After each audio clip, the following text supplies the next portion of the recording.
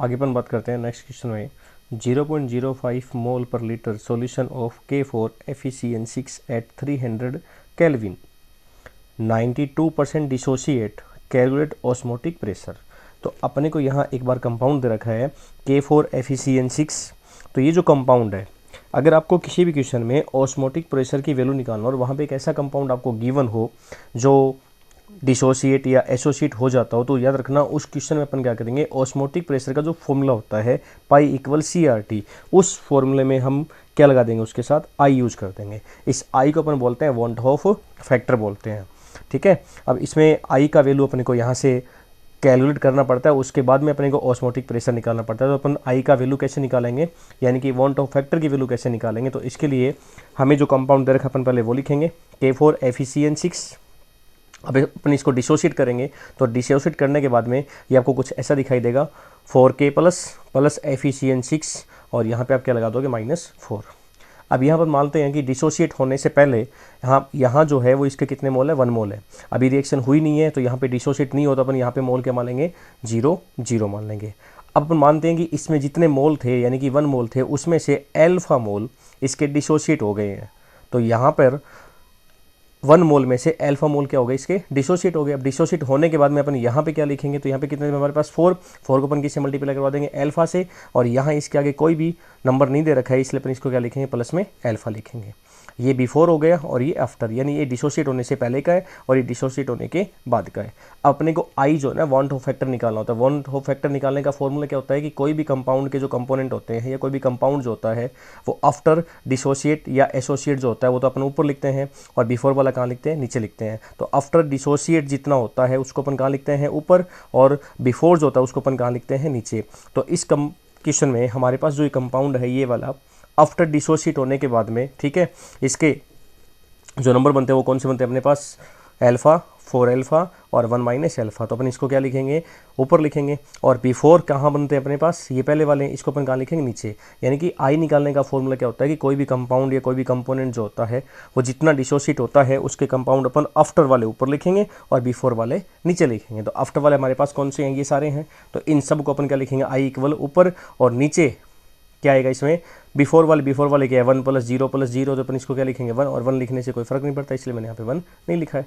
तो अपन I equal क्या बना देंगे, ये तो 1 का 1 रहेगा, 4 अल्फा प्लस 1 अल्फा और ये माइनस अल्फा दोनों कट जाएंगे, यहाँ पे क्या आएगा 4 अल्फा। अब ये अल्फा की जो वैल्यू यानी कि अल्फा मतलब क्या, कितना डिसोशिएट हुआ है, जो आपने अल्फा माना था ये आपको गिवन में, क्वेश्चन में कितना गिवन है, 92% डिसोशिएट हुआ है। तो 92% का मतलब क्या, अल्फा की वैल्यू कितनी होगी, 92% होगी। अब 92% का परसेंट हटाओगे तो अपन में क्या लगाओगे, 100, और हमें पता है कि 100 में 0 2 है तो अपन पॉइंट में इसको लिखेंगे तो क्या लिखेंगे, 0.92। यानी कि इस प्रकार से अपने को अल्फा की वैल्यू क्या मिल गई यहाँ पे, 0.92। आप इसको मल्टीप्लाई करवा लो 4 से और फिर जो आ रहा है उसमें 1 ऐड कर दोगे तो आपका आई ए वाला आ जाएगा। यानी वॉन ऑफ फैक्टर की वैल्यू आपके पास आ गई। आपको किसकी निकालनी है, यहाँ पे ऑस्मोटिक प्रेशर की वैल्यू निकालनी है, पाई की वैल्यू निकालनी है। पाई की वैल्यू निकालने के लिए आप क्या लिखोगे, फॉर्मूला ICRT। अब आपके पास आई भी है, सी भी है, आर भी है और टी भी, आप इन सब की वैल्यू पुट कर दोगे, आपका आंसर आ जाएगा। ठीक है, अपने को यहाँ पे आर का वैल्यू गिवन दे रखा है, टेम्परेचर भी अपने को गिवन दे रखा है, और ये अपना सी भी अपने को गिवन है। ये आपका सी का वैल्यू हो जाएगा, ये आपका टी का वैल्यू हो जाएगा, ये आपको आर गिवन है, आई का वैल्यू अभी आपने निकाल लिया 4.68। नेक्स्ट अपन बात करते हैं 250 ml of solution is prepared by dissolving 5.5 ग्राम, ठीक है, oxalic acid in water, calculate mass percent of solute. हमें सोल्यूट का मास परसेंट निकालना है। तो हमें यहाँ पे डेंसिटी गिवन है और यहाँ पे हमें मास परसेंट ऑफ सोल्यूट निकालना है। तो मास परसेंट ऑफ सोल्यूट निकालने से पहले अपने को पता होना चाहिए अपने को क्या क्या चीज़ें गिवन है क्वेश्चन में। आप क्वेश्चन को अच्छे से पढ़ लो, न्यूमेरिकल आपका PYQ से आएगा, उससे बाहर न्यूमेरिकल नहीं जाएगा। ठीक है, तो अपन बात करते हैं यहाँ पे कि अपने को मास ऑफ सोल्यूट कितना गिवन है, 5.5 ग्राम गिवन है, और वॉल्यूम ऑफ सॉल्यूशन कितना अपने पास 250 ml है। नेक्स्ट अपने पास डेंसिटी ऑफ सॉल्यूशन दे रखी है ये वाली। अब अपने को क्या निकालना है, यहाँ पे मास ऑफ सॉल्यूशन निकालना पड़ेगा क्योंकि अपने को डेंसिटी गिवन है। डेंसिटी से अपन क्या निकालेंगे, मास ऑफ सॉल्यूशन निकालेंगे। और मास ऑफ सॉल्यूशन निकालने का फॉर्मूला क्या होता है, मास ऑफ सॉल्यूशन निकालना, तो मास ऑफ सॉल्यूशन निकालने का फॉर्मूला डेंसिटी मल्टीप्लाई वॉल्यूम, यानी किसी भी चीज़ का आप मास निकालते हो तो मास निकालने के लिए वॉल्यूम को डेंसिटी से क्या किया जाता है, मल्टीप्लाई किया जाता है। तो डेंसिटी आपको ये वाली गिवन है और वॉल्यूम आपको ये वाला गिवन है, तो आप वॉल्यूम को डेंसिटी से मल्टीप्लाई करवा दोगे तो वो क्या जाएगा, मास ऑफ सॉल्यूशन आएगा। और हमें पता है मास परसेंटेज में हम अपॉन में जो लिखते हैं वो हमेशा क्या लिखते हैं, मास ऑफ सॉल्यूशन लिखते हैं। तो कभी भी आपको मास परसेंट निकालना हो ना सॉल्यूट का, तो याद रखना उस फॉर्मूले में अपॉन में नीचे क्या आता है, हमेशा मास का वॉल्यूम आता है, ठीक है, और वो सॉरी मास आता है किसका, वो भी सॉल्यूशन का आता है। तो मास ऑफ सॉल्यूशन आपको कभी भी निकालना हो तो हमेशा रखना डेंसिटी को आप वॉल्यूम से मल्टीप्लाई करवा दोगे तो वो आपका आ जाएगा मास ऑफ सॉल्यूशन। तो अपना मास ऑफ सॉल्यूशन क्या आ रहा है, 275 G आ जाएगा। अब अपने उससे क्या पूछा था कि भाई मास परसेंटेज बताइए, अपन यहाँ पे मास परसेंटेज बता देंगे। मास परसेंट निकालने का फॉर्मूला क्या होता है हमारा, मास ऑफ सॉल्यूट अपॉन में मास ऑफ सॉल्यूशन, और मल्टीप्लाई परसेंटेज निकालने के लिए किससे करवा दोगे आप, 100 से। अब चेक कर लो मास ऑफ सॉल्यूट का वैल्यू आपको कितना गिवन है, 5.5 G, और मास ऑफ सॉल्यूशन अभी आपने निकाला है डेंसिटी को वॉल्यूम से मल्टीप्लाई करवा के, ये रहा। अभी दोनों को यहाँ लिखोगे, अब आप आगे कैलकुलेशन कर सकते हो इसका ईजिली, ठीक है। अगर अपन इसका कैलकुलेशन देखें यहाँ पे तो अपना कैलकुलेशन जो आता है वो क्या आएगा, यहाँ पे 5.5 था ना अपने पास, तो 5.5 को हमने पॉइंट हटा दिया, यहाँ पे लिखेंगे 55, पॉइंट हटाने के नीचे क्या यूज़ कर लेंगे 10, ये 275 और मल्टीप्लाई में 100 है, इसलिए आप इसको कट कर सकते हो। हम इन दोनों को सबसे 25 की टेबल से कट करेंगे, ये 25 की टेबल में 4 टाइम आएगा और 275 में हम 25 का डिवाइड देंगे 11 टाइम जाएगा, ठीक है। उसके बाद में आप क्या करोगे, यहाँ से इन दोनों को कट कर सकते हो, ठीक है। 11 की टेबल से इसको कट कर दो, ये 55 5 टाइम आ जाएगा, ठीक है। उसके बाद आप इनको मल्टीप्लाई करोगे, ठीक है, या चाहो तो आप डायरेक्ट में यहाँ से काट सकते हो, ये 2 आ जाएगा, 2 से इसको काटोगे, ये आपका आंसर निकल जाएगा। नेक्स्ट अपन बात करते हैं यहाँ पे 2020, 21, 22, 23, 24, 25 जितने भी अपने PYQ बनते हैं, और जो PYQ रिपीट हो रहे हैं ना मैं उनको बार बार रिपीट नहीं कर रहा हूँ, ठीक है। यहाँ आपको सारे PYQ लेसन के मिल जाएंगे। प्लस अपने को ध्यान रखना है PYQ के अलावा मैं कुछ मोस्ट क्वेश्चन भी आपको बताऊँगा इसमें जो PYQ से भी रिलेट करते हैं, या फिर आगे जो अभी तक बनने चाहिए जिस टॉपिक से, उस टॉपिक के जो क्वेश्चन मोस्ट बनते हैं वो मैं आपके लिए बना के लेके आया हूँ। नेक्स्ट अपन उन्हीं का डिस्कशन करेंगे।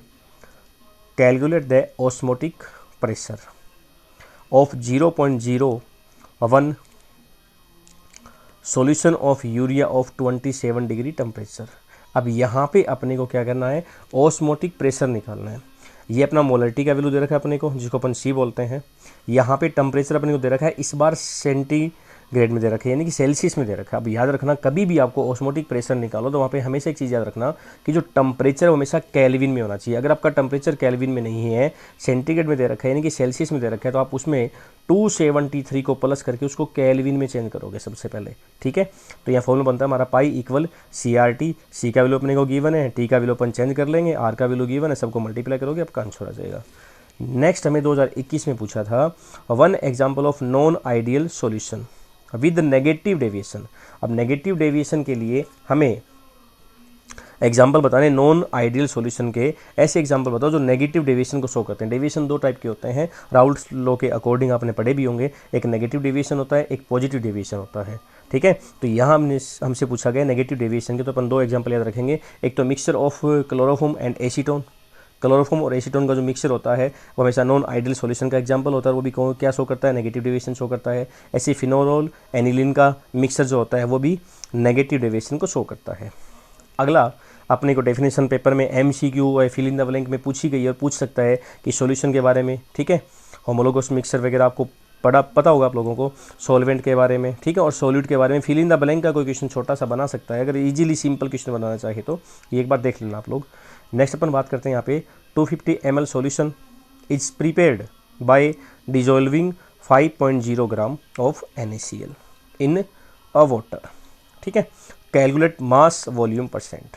इस बार अपने को क्या पूछा है, मास वॉल्यूम परसेंट पूछा है, ठीक है। तो मास वॉल्यूम परसेंट निकालने का फॉर्मूला क्या होता है, आपको NaCl गिवन है, उसका गिवन मास कितना अपने पास 5 है, और वॉल्यूम कितना गिवन अपने को यहाँ पर 250 ml गिवन है। तो अपने क्या लिया है, गिवन मास अपॉन में वॉल्यूम ऑफ सॉल्यूशन लिख दिया, और मल्टीप्लाई क्या करवा दोगे आप लोग, 1000 करवा दोगे। इसका कैंसिल आउट करोगे आपका आंसर आ जाएगा।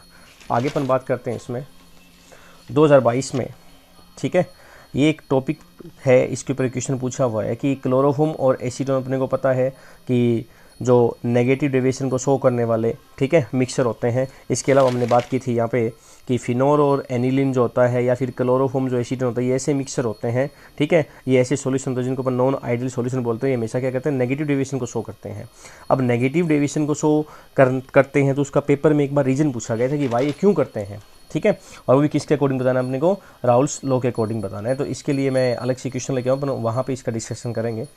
नेक्स्ट अपन बात करते हैं यहाँ पे 35%, ठीक है, आपको 35% दे रखा है, ठीक है, और solution of ethylene glycol is use in vehicle for cooling, determine volume of water. अपने को वॉल्यूम ऑफ वाटर निकालना है। अब वॉल्यूम ऑफ वाटर निकालने के लिए आपको पता होना चाहिए 35% वी, ठीक है, ऑब्लिक वी का मीन्स क्या होता है, तो वी ऑब्लिक वी का मतलब क्या होता है, तो यहाँ पर 35% वी ऑब्लिक वी, इसका मीन्स क्या है, मोल ऑफ सोल्यूट, ठीक है, मोल ऑफ सोल्यूट 35 ml है आउट ऑफ 100 ml सॉल्यूशन, कि 100 ml सॉल्यूशन जो है ना कि टोटल वॉल्यूम जो आपका है ना वो कितना है 100%। अगर आपको वॉल्यूम गिवन नहीं है, परसेंटेज में आपको दे रखा हो ना, तो परसेंटेज के साथ जो डिजिट होता है अपना वो क्या होता है, मोल ऑफ सोल्यूट होता है। और मोल ऑफ सोल्यूट के लिए परसेंटेज किस में से फाइंड होता है, 100 पे फाइंड होता है। तो ये अपना क्या होगा, सॉल्यूशन होगा, ठीक है, ये अपना क्या हो जाएगा यहाँ पे सॉल्यूशन। ही कि ये तो सॉल्यूशन ऑफ वॉल्यूम, यानी कि वॉल्यूम का सॉल्यूशन कितना है 100% है, उसमें से मोल ऑफ सोल्यूट कितने दे रखे हैं आपको 35 दे रखे हैं, तो मोल ऑफ वाटर कितने बचेंगे वो निकालने के लिए आप दोनों को क्या कर दोगे, यहाँ पे माइनस कर दोगे। तो 35% वी ऑब्लिक वी परसेंट, यानी कि 35% का मीन्स क्या है, mole of solute 35 ml in 100 ml solution बोलो या आउट ऑफ 100 ml सॉल्यूशन बोल सकते हो। अब अपने को पता है कि अपने पास टोटल सॉल्यूशन कितना है 100 ml है, उसमें से 35 ml क्या है हमारे पास सोल्यूट है। तो अपने को पूछा है यहाँ पे कि डिटरमाइन वॉल्यूम ऑफ वाटर बताओ, तो वॉल्यूम ऑफ वाटर निकालने के लिए हम क्या करें, 100 में से इसको माइनस कर देंगे, अपने पास ये वॉल्यूम आ जाएगा, ठीक है। नेक्स्ट अपन बात करते हैं 1.25 gram of protein is present in 300 ml aqueous solution of a protein. The osmotic pressure of such solution at 300 Kelvin is found to be, ये अपने को osmotic pressure भी दे रखा है, R का वैल्यू भी दे रखा है, और साथ में हमें यहाँ पे टेम्परेचर भी गिवन है, और हमें यहाँ पे सोल्यूट, ठीक है, जो सोल्यूट है हमारा उस सोल्यूट का वेट जो दे रखा है वो भी दे रखा है, ठीक है, 1.25 g। हमें पता है अपन weight of mass of solute को अपन W2 से डिनोट करते हैं, मास ऑफ सॉल्वेंट को अपन W1 से डिनोट करते हैं। तो हमने पहले भी ऐसे एक न्यूमेरिकल पेपर में आया हुआ है, मैंने आपको वीडियो में करवा भी दिया है।